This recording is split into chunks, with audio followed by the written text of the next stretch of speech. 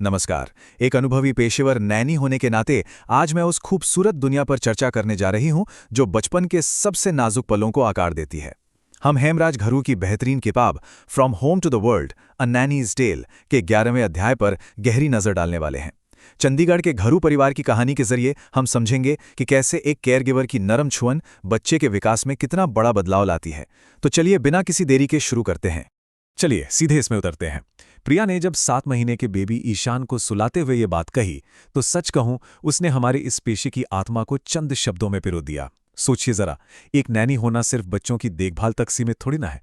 हम एक ही वक्त में एक नर्स, एक टीचर और एक गार्डियन सबकी भूमिका निभाते हैं। ये सच में कोई मामूली नौकरी नहीं है दोस्तों, ये शुरुआती बचपन को आकार देने की एक बेहद सुंदर कला है। आज की इस मास्टर क्लास का सिलेबस कुछ इस तरह रहेगा। पहले हम बात करेंगे इस महान पेशे की, फिर समझेंगे स्वॉडलिंग का विज्ञान, उसके बाद जरूरी सामग्री, सुरक्षा नियम, स्वॉडल करने का बिल्कुल सही तरीका और आखिर में विकास पर इसका प्रभाव देखेंगे। तो बढ़ते हैं पहले भाग की तरफ, केयर गिविंग, जो कि एक बेहद महान पेशा है। मैं हमेशा नए केयर गिवर्स को वही बात समझाती हूं जो प्रिया ने मिसेस घरू को समझाया था। हम बच्चों को सिर्फ देखते नहीं हैं, बल्कि हम उनके आने वाले कल की नींव रखते हैं। यहां तक कि एक बेबी ब्लैंकेट को ध्यान से तय करने जैसा छोटा सा काम भी बच्चे के आराम और आने वाले कल पर एक स्थायी और गहरा प्रभाव डालता है। ये बिल्कुल एक बिल्डिंग के बेस जैसा है, जिसे मजबूत होना ही चाहिए। अब आते हैं दूसरे भाग पर, जो है स्वॉडलिंग का विज्ञान। और ये हमें बहुत ही बेहतरीन तरीके से दिखाता है कि बिना स्वॉडल किए हुए और सही तरीके से स्वॉडल किए हुए शिशु की नींद में आखिर कितना बड़ा फर्क होता है। जब बेबी ईशान छोटा था तो वो अक्सर चौंक कर जग जाता था, जिसे हम साइंस की भाषा में स्टार्टल रिफ्लेक्स कहते हैं। होता यह है कि बिना लपेटे हुए बच्चे अपनी ही अचानक मूवमेंट से डर जाते हैं, लेकिन जब हम उन्हें सही तरीके से स्वॉडल करते हैं तो उन्हें बिल्कुल मां के गर्भ जैसा सुरक्षित एहसास मिलता है।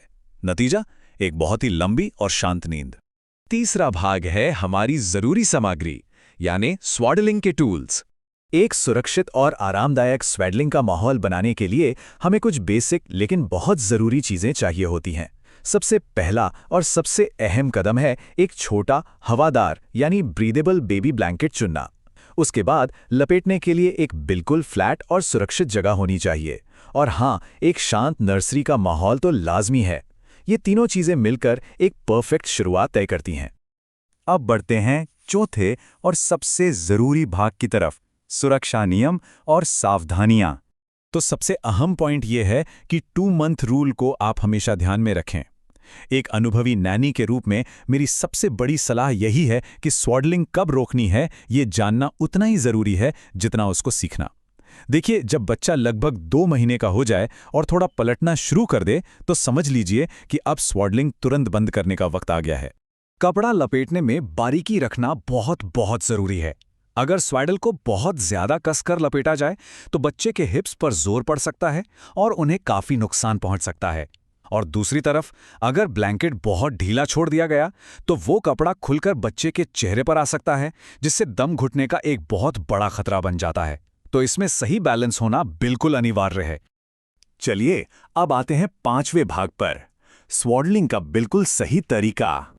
अब आगे बढ़ते हैं और देखते हैं कि ये सब एक साथ कैसे काम करता है, एक सुरक्षित तरीके के साथ। पहला कदम, ब्लैंकेट को एकदम फ्लैट बिछाएं और ऊपरी कोने को थोड़ा सा नीचे की तरफ मोड़ें। दूसरा कदम, बच्चे को बहुत ही प्यार से उस मुड़े हुए कोने के ठीक नीचे पीठ के बल लिटाएं। और तीसरा कदम, एक नरम लेकिन मजबूत पकड़ के साथ ब्लैंकेट को लपेटें और ये जरूर पक्का करें कि उनके पैरों और हिप्स को हिलने के लिए पूरी जगह मिल रही हो। और अब हमारा छठा और आखिरी भाग, विकास पर प्रभाव। ये हमेशा याद रखने वाली बात है कि बच्चे को सही से लपेटना, उन्हें खिलाना या उनकी छोटी छोटी बेचैनी को वक्त पर पहचानना, ये सब सिर्फ रोजमर्रा के काम नहीं है, बिल्कुल नहीं। जब हम इन कामों को सही तकनीक के साथ करते हैं तो ये एक नवजात के शारीरिक और मानसिक विकास के लिए एक बहुत बड़ी और महत्वपूर्ण सहायता बन जाते हैं। ये सच में इन आम कामों को बेहद खास बना देता है। सच कहूं तो इस किताब से सामने आती ये आखिरी बात सीधे दिल को छू लेती है। ये सिर्फ एक नौकरी नहीं थी, ये एक पुकार थी। एक बच्चे की हर छोटी बात का ध्यान रखना एक कॉलिंग है, एक आंतरिक पुकार। ये उन सभी नानीज के अटूट समर्पण को सलाम करता है जो हर दिन इस दुनिया के सबसे नन्हे अंश को अपना बेहतरीन देने का प्रयास करती हैं। तो इन सभी बातों पर विचार करने के बाद मैं एक बड़ा सवाल छोड़कर जाना चाहती हूँ। केयरगिविंग की इस कला में महारत हासिल करने से शुरुआती बचपन को आखिर किस तरह से और बेहतर बनाया जा सकता है?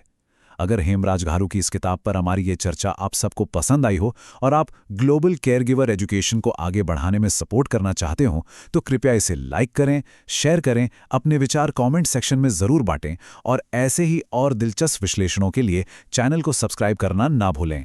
सीखते रहिए और आगे बढ़ते रहिए।